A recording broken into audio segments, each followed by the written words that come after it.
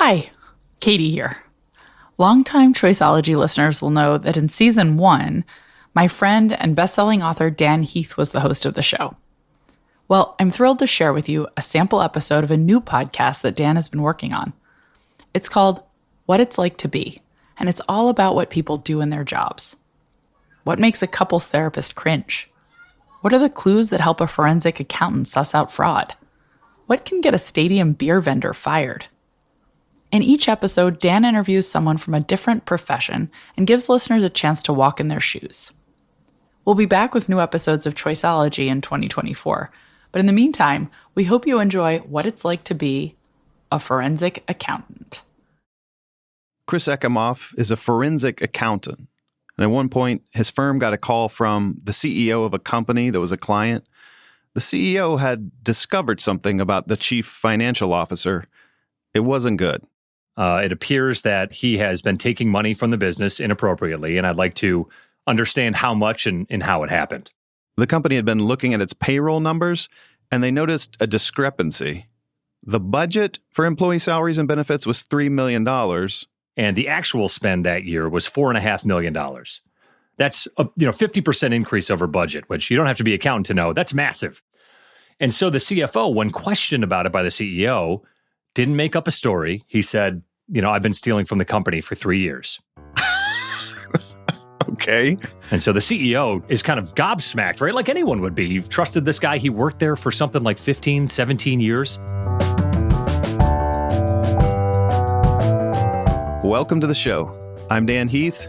This is What It's Like to Be. On each episode, we profile somebody from a different profession. We chase our curiosity about what other people do at work all day, every day. We try to walk in their shoes. Today, we're chatting with a forensic accountant, Chris Ekimoff. We'll hear about a headmaster who stole from his own students. We'll learn about what sorts of clues you look for when you're scouring someone's records for evidence of fraud. And we'll hear how this wary outlook, always being on the lookout for people lying or cheating, affects your perspective in everyday life. I'm Dan Heath. Stay with us. So what is a forensic accountant exactly? So I use the shorthand. An audit or general accounting services are a mile wide and an inch deep. You're not looking at every single transaction, but you're getting a general sense of how appropriate these transactions are. Forensic accounting is the inverse. It is a mile deep, but only an inch wide. And that's because you're specifically looking at how are payments being processed in Uganda? Are the right people receiving the appropriate amounts of money? Are we interacting with government officials in compliance with our policy and with international law? So to circle back to that CFO, the one who'd been caught embezzling millions of dollars, how did he get away with it? Well, for years, he'd been charging personal expenses to the company as travel expenses. But beginning several years ago, Chris told me that was no longer possible. The kicker, Dan, was 2020. The global pandemic happened and travel ended. And in that year, he could no longer code those expenses to travel because, as all of us did in that day, you knew if travel expenses were the same as 2019, you're probably skirting a lot of the local laws and issues around COVID. So he actually stopped stealing in 2020, and then in 2021 went back to start stealing again, but knew that the business was still not traveling to the degree they were in 19 and prior. So we tracked that activity through, and he started coding it as an additional payroll expense. Which was partly truthful in his defense. It was an extra payroll expense. We could spend the next hour talking about the tax implications of that issue, right? Because he was not reporting that income, and the business was not recording that as payroll because it hadn't been done that way for the 10 years prior. So when you're brought in a case like that, there's an anomaly, there's a suspicion of some kind, you're hired to come in. What's the first move? Like, where do you start? Getting as robust a understanding of the circumstance is really where we can be most effective. And are you on site interviewing people, or do they send you a pile of documents? Or how do you first get your head around the situation? I think really to kind of break it down, day one, CEO calls and says they're embezzling. What does the company do? What is the normal course of business, right? What industry are they in? What kind of contextual things can I learn through my own research before I ever approach the target of an investigation or start reviewing documents? The second is really working internally with our team. At RSM, we'll usually staff these projects with a team of folks, and most forensic accountants will follow the same, to brainstorm what types of insights are we trying to glean? What is our objective? What hypothesis are we either confirming or refuting? And what financial information or other information do we need for that? And some of that, too, comes from a professional responsibility perspective. Most forensic accountants are certified public accountants or certified fraud examiners, and we hold ourselves out to have a certain professional standard about the work that we do, right? I'm not just going to take Johnny's answer to be like, no, I'm not embezzling, and then write a report that said, Johnny said no, we're done. We're going to kick the tires a little bit, right? We're going to do some due diligence into the appropriateness of his conduct and what his response might have been to be able to answer that. Then, to your question about being on site, sometimes you'll sit across the table from somebody you've known has stolen millions of dollars. And you'll do what's called an admission-seeking interview, right? You gather all your information. The classic case is you interview the suspect last that you think did it, so you can have as much information as possible, and sit them down and kind of say, all right, explain this to me. I see a check with your name on it. I see your signature on that check. I see it for $5,000, and I see no business reason for that to happen. Why was this check written, and why did you sign it? And that can be a tough answer. And do most people cave in that situation when they realize you've got the evidence, or are a lot of people still in deny mode? Yeah, it depends on the level of sophistication. You know, I've sat across from people who will never admit it, even though, you know, we've got an email that they sent that said, you know, I'm committing a fraud. Haha, this company is so dumb, right? Like, dude, you wrote this, 18 months ago, and now you're telling me it didn't happen.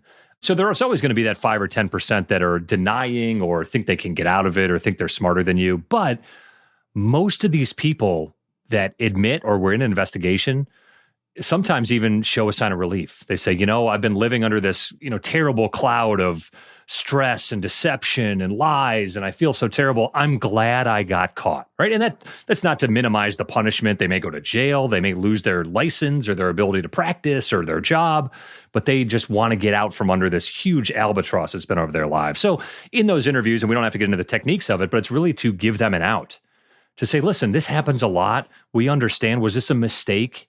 Did you think that this was appropriate? It's okay. Talk to me about what your thinking was. And that often leads to a better resolution for the company too, to know where they may have missed on a policy or on a signature or on an authorization request, beyond just someone denying to the nth degree and not wanting to talk to you. What is the interface between what you do and, civil or criminal law? Like when someone does confess in a moment like that, do you refer them to the authorities, or is that outside the scope for what you do, or how does it work? It goes hand in hand. It's not 100% in one direction or another. Like I talked about that embezzlement investigation, over a 10-year period for $7 million. We were hired by the legal counsel for the business. So their attorneys are considering, are we going to be able to recover any of this money? Short answer is really no, because he spent most of it on travel, right? You're not going to get a flight back or a private jet expense back from the private jet company. But they consider and advise the company on what a recovery might be in terms of theft or embezzlement. They talk about the message they want to send to other employees or other businesses out there that they're not going to put up with fraud, whether it's $5 or $500,000, as well as, listen, the cost of litigation and bringing things to court is not zero. So if you're not going to get a big recovery from someone and, you're going to have to pay attorneys a lot of money to try the case, it might not be a good idea to file criminal or civil charges, because it's really a zero sum or a cost benefit analysis. It's not in the company's favor. And is there a tendency of companies, like with hacks, for instance, a lot of companies won't disclose hacks because they're afraid it's going to surface their lack of good IT policy. Do you sometimes encounter companies that want to sweep fraud under the rug because they don't want people to know how bad their controls were? Yeah, and I'll say that too. One of the areas we see that a lot is in non-for-profit area, because they're business, for lack of a better phrase, is based on reputation. We're doing good work to meet our mission, whether that's to serve underprivileged communities or provide food for those in situational issues or house survivors of domestic violence. Being an organization that can't keep their own shop in order can really hurt grants, donations, things like that. And again, we're not saying that these companies are purposefully lying to people about what happened, but they're less likely to report that to the news or maybe bring a criminal or civil action, because some of the reputational harm might weigh into there as well. Looking back, what's the engagement that you felt most emotionally engaged with? So I've done some work for attorneys who represent higher education institutions. And it must have been 4 or 5 years ago now. One of the attorneys down in the southeast part of the U.S. was representing a day school, a private school for kids in elementary and high school, at which the headmaster stole, God, I'll put a number on it, somewhere in the low 7 figures. This is a school where tuition's about $15,000, $20,000 a year for these kids. Ended up walking away with more than $1 million and, denied all aspects of the fraud. Oh, my God. And that to me really rung true because it was taking a legitimate service for people of means, attempting to better themselves, to learn and grow, and walking away from it, right? This was not taken from a multi-billion-dollar corporation. It's a rounding error. This, closed the school. Oh, wow. And so our work was really to understand what they could reclaim from the individual, what they could recover from an insurance policy against a fraud loss, and really try to be as efficient and effective because the school does not have the wherewithal to have a multi-year investigation, right? They're not going to be able to pay attorneys and accountants forever. So how do we do this quickly? How do we do it meaningfully? And how do we get to a result that's going to help these kids recover some of the money they paid for this school that no longer exists to get them back on their feet and maybe to another school or to another situation? So there's times that you can get, emotionally attached isn't the right way to say it, but I feel more connected to the work when I can see the obvious good it may do if we get to a good answer. And in a situation like that, is there any way to claw back some of that money from the person who absconded with it? There is, right? That's why the civil and criminal court system exists in those examples. I think that he had funded a lifestyle, probably with about 50% of it that he took, but also improved a home that he lived in. And so that home, he could be sold at auction or he could give that up. And those monies could be distributed to some of the victims there and back to the school administration. So that's one of those cases, too, where the investigation as a fact witness is really important. John took, a $1,000 check from the school. He wrote it to himself from the checking account. That same day, he paid $1,000 to a contractor who was building his new kitchen. One of the things we did in the embezzlement case was look at the payments made to the college funds of the embezzler of his children. And it was very clear that his payroll check donated, $50 or $100, whatever the number was, to each of his kids' college funds. But then his embezzlement led to thousands more being put in there. And so we got into a pretty, aggressive discussion with the opposing attorney representing him, saying this money was not just, kind of his regular salary funding his kids' college. This was stolen funds. And we had to make a decision about whether to go after, innocent kids' college funds to see if we could help reclaim some of the debt that amounted from the embezzlement. Dumb question, but why do you have to establish where people spent the ill-gotten gains?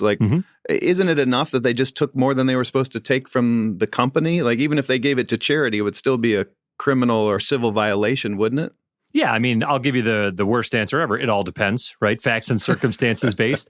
But in certain cases, and I had the benefit, I guess, and it's a little bit of a macabre benefit of working on the Madoff matter, right? And so Bernie Madoff, obviously famous Ponzi schemer. That's got to be like the Everest of forensic accounting, no? I say that, but also, this is a multi-billion-dollar case. It's very hard to find a forensic accountant who didn't work in some facet of the Madoff case, whether it was for the trustee or some of the individuals who lost money or some of the feeder funds or hedge funds that were involved. So thousands and thousands of people have worked on the matter generally. And it was one of those interesting issues. I was worked for a firm where an individual was picked as the expert witness over the bankruptcy. And so his job was to talk about the way money was spent. And they had to prove in court that it was a Ponzi scheme. They had to literally write a 125-page report that said, these are all the reasons it's a Ponzi scheme, even though Bernie had already admitted to it. And the reason was the legal mechanics around it being claimed a Ponzi scheme had to be accepted in court. And you couldn't just take the, admission of a known liar and thief. So has this work changed the way that you see people or see organizations? It's hard to say, right? I am so jaded, right? I think about it the same way you think about like an emergency room doctor, right? An emergency room doctor might look at someone who comes in with, a severe shoulder injury and not even blink. I think that I've learned a lot about people and about trust in that, there's a lot of statistics out there from the Association of Certified Fraud Examiners and other organizations that study these things to say that, the most trusted individuals are often the ones who are found to be, taking money in situations where fraud's identified. Oh, God, really? Is that true? Well, it's a debate between controls and oversight, right? If you've got a person that you trust implicitly, you don't check every little thing they do until something major happens, right? Like that CFO. The CEO trusted him for a dozen years before he was in a position to steal from the company. And then after he started wanting to get out over his skis and live a more lavish lifestyle, that trust trumped oversight in terms of how travel and entertainment expense was being utilized. So those things happen. That's got to mess with your mind. I mean, do you have like this loop in your brain now when you start to really trust someone, you're like, wait a minute, is this the highest risk person in my life? Yeah, for me, right, it's a personal choice too. Like, my wife and I manage a checkbook like any married couple do, and there's sometimes a raised eyebrow, right, about a specific expense or something like that. But to me, it's much more about educating that individual when they call and they go, no way Sharon could have done this. And you go, well, I've met 11 Sharons in the past 10 years, and they've all done it. So let's go in with open eyes and think about this from an objective perspective. And let's check Sharon's work and make sure she's signing off and getting appropriate approval and letting you know when something's out of whack or out of budget. Is there any way to scope like the incidence of fraud? Like based on your experience, what's the likelihood that any company out there is experiencing something that you could interpret as fraud right now? What would you guess? The answer is yes. How's that? So the Association of Certified Fraud Examiners I mentioned a minute ago, they are an international body of anti-fraud professionals that both, certify folks like me as certified fraud examiners through a test and through training and things like that, as well as conduct studies and solicit responses from certified fraud examiners and people in the market. And their running statistic is that top line revenue of a business, 5% of that can be attributed to fraud loss. You're kidding. 5%. Yeah. So if your business makes $10 million, right, 5% of that you can somewhere in those expenses, somewhere in the operations of the business, or you're missing out on 5% of revenue is being siphoned off by fraudulent things. And that's everything from, people inappropriately recording their time and saying they worked more than they did to, adding an extra travel meal to their expense report, even though they weren't technically traveling that day, right? So it's not, the Bernie Madoffs or the Enron scandals are 5% of the world. It's really those kind of cases that, 5% of revenue is really kind of the benchmark that you can measure yourself against. Now, I work with clients all day that are very adamant that there's no fraud going on, and they're probably right to a material degree, especially if it's a mom and pop business with 6 people. It's a lot harder, right, to create an avenue for fraud there. Not that it doesn't happen, but compared to some of the large multinational organizations, there's people trimming on the edges and coloring outside the lines, pretty regularly. Not to a material extent, but that is happening out there. As we speak right now, someone is being fraudulent, out in the world. I was curious, like how many layers of suspicion do you need in a typical situation? Like if someone hands you customer invoices or receipts, or do you take that at face value, or is there immediately a loop in your head that's like, I wonder if this is a real invoice or a real receipt? Like how much verification do you typically have to do? It depends on the circumstance, of course, but, I like to say it's an iterative process. If you give me 11 random invoices from 2022, and they all follow a standard format from a specific business, they all have very detailed amounts and descriptions on them, and the numbers and dates of them do not lend themselves to any type of manipulation, right? We talk about sequential numbering. If I pick 11 random invoices from business A, and they're numbered 101 to 112, and they happen throughout the year, my question is, how is this business still open if you're the only one that they're sending invoices to, right? So if you don't pick up on anything like that, you're going to feel differently about that invoice and that business than you are if you see something that looks like a logo that, Dan, I don't know how you are at art, but maybe you or I could draw on Microsoft Paint, right? That's going to lead me to make a different conclusion about the value of that information. Or if they're following a non-standard format, if the description lines go from being very detailed to very general, or they shift on the page, right? Can I explain that or can I not? I love this. These are such like great little screens that you've picked up over the years. I'll talk about a little case we had a couple of years ago where an individual who's an IT professional at a business was using the IT budget to buy himself things, right? All kinds of stuff from convenience stores and Target and Walmart and all this kind of things. But he would go online, and what he would do is he would screenshot the line item from an invoice from a computer parts supplier, Best Buy, whomever, that said HDMI cable, 1 unit. And he would paste that over the real line item that he purchased. The problem was he did that and he didn't change anything else about that invoice. So we would get an invoice from Walmart that listed all of these HDMI cords that he had bought. But of the 6 lines on them, they all had insanely different prices. Like he bought one HDMI cord from Walmart on that day for $640. He bought another one for $6. He bought a third one for $1,400. It's just like being able to, obviously that's an extreme example, but he was trying to get it approved through the expense system, and all the expense system did was look at, is this dollar within our budget? Which the answer was unfortunately yes. And do the descriptions on a spot check match what we think they did? Of course. And so that's a computerized system. It did not go through and evaluate the appropriate pricing of every HDMI cable purchase. We ended up finding out that he was buying himself a lot of clothing and shoes and electronics and all these things, but saying they were all HDMI cables. He had acquired over 780 HDMI cables. That's right, yeah. for $8.5 million or whatever the number was over the period. Right. He's got a whole closet full of very expensive HDMI cables. So your question was, how many layers do you have to go down? It definitely does depend. There's times where we will specifically disclaim in our reports, we did not validate the veracity of this information. I got a report from the bank that said that they paid $11 on Thursday. I did not drive to the bank and ask them where the $11 was, right? I assumed that the bank provided me with legitimate information. They're a third party. They have no reason to lie to me. We're going to explain that in our report. Would you recommend this field to a young person? I would. I've learned over the years that there are people who are naturally good at a variety of different things. One of my best friends is a healthcare auditor in Pittsburgh, and he loves seeing the same client every year, doing very similar work every year, same type of audit work. Not that that's boring or repetitive in any means, but kind of having those long-standing relationships with clients. I have friends who work as accountants in-house, and they write the same report every month, every year for a dozen years. That's not something that I'm sensing a need for variety in your personality. That's where I'm at, right? I'm one of those people who, I like to tell the story. I was on a huge litigation matter between creator of telecommunication services, right? Satellites and a federal agency. And I learned more about satellites than probably anybody but Dave Matthews knows about. Pause for laughter. I love it. Dad jokes are always welcome on this show. You got it. And I have not worked on a satellite case since, right? So I can watch a report of what Elon Musk has put into the sky and know a little bit more about it than I did 10 years ago.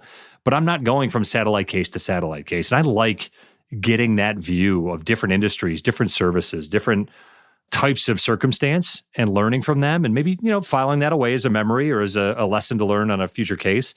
But if I were to be always looking at just one type of issue, I think that I would kind of lose it a little bit. And that's just my natural preference. So if you're asking about recommendations, I would ask people to look inside themselves and say, are you okay with getting yelled at by a different client every week, 52 weeks a year? Pure variety. And if the answer is close to yes, maybe think about it. Where if you'd rather be yelled at by one client every year, maybe you look a little bit more towards my friend. This is not for you. Yeah. So, Chris, on the show, we always end with a lightning round of questions for our guests.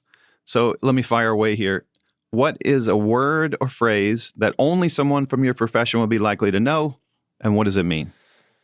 Well, I'm going to broaden the definition of profession. So I'm going to say those who work in the litigation or fraud investigation space. So attorneys, you're welcome in as well. The word is scienter, Dan. Do you know what scienter is? Scienter? No. Scienter. Scienter is the legal term for a fraudulent intent. So scienter is often what you have to prove in a court of law so that a judge or a jury can determine if this was fraud or not, right? So writing yourself a $5,000 check by accident, again, we can make that argument. As one does. That's it. It has happened, I'm sure, somewhere, right? Nothing in the world is new.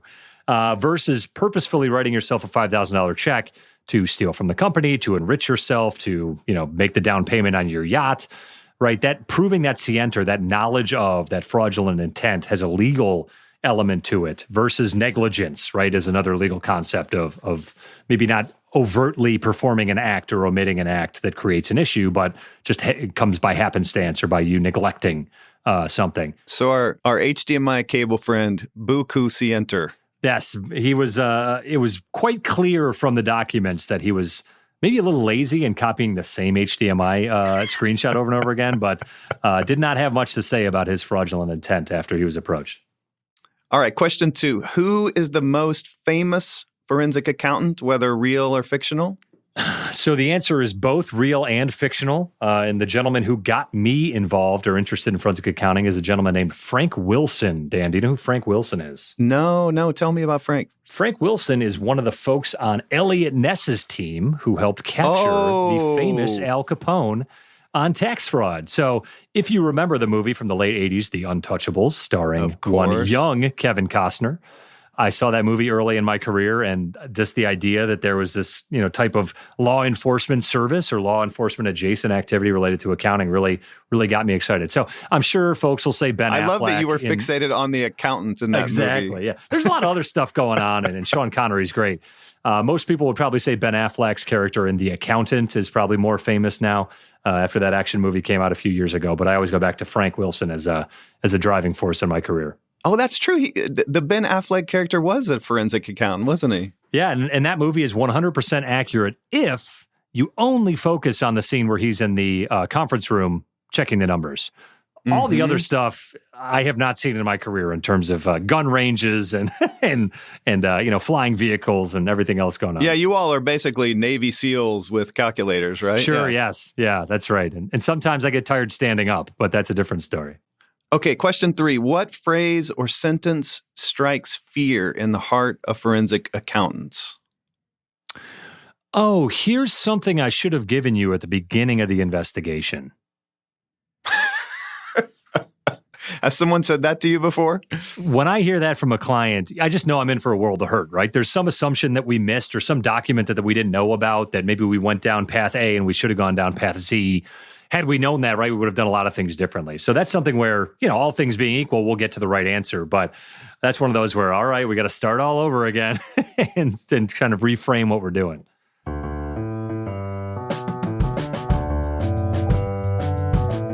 Chris Eckimoff is a director in the Financial Investigations and Dispute Services at RSMUS. He's also the co-host of the Insecurities podcast, which explores the wild world of securities regulation and enforcement. We'll put a link to it in the show notes, and I'm a subscriber myself, by the way. I could have talked to Chris for 3 hours. I'm totally fascinated by what he does. And what I kept thinking about after we talked was the point he made about how it's usually the most trusted individuals who are the ones most responsible for fraudulent activity. Not because trusted people are more likely to be criminals, which would be insane, but because trusted people are the only people with the access and the wherewithal to pull off the crimes. And then, because that one trusted person in 100 or 1,000 abuses their trust and commits fraud, the rest of us stop getting trusted preemptively, right? So all of this compliance activity springs up around us, the controls and the oversight and the red tape, and it makes everybody's life a little bit more frustrating. It's sort of like how drugstores started locking up the razor blades because they were expensive and easy to steal, and then because one bad apple in 1,000 might have tried to steal the razor blades, the other 999 of us have a guaranteed more annoying shopping experience. And I think the same thing is true with financial controls. It's like a tax we all have to pay because of people like our friend, the HDMI cable bandit. But at least we've got people like Chris out there tracking them down one by one. You gotta love a profession where you can use your math skills to fight crime. And folks, that's what it's like to be a forensic accountant.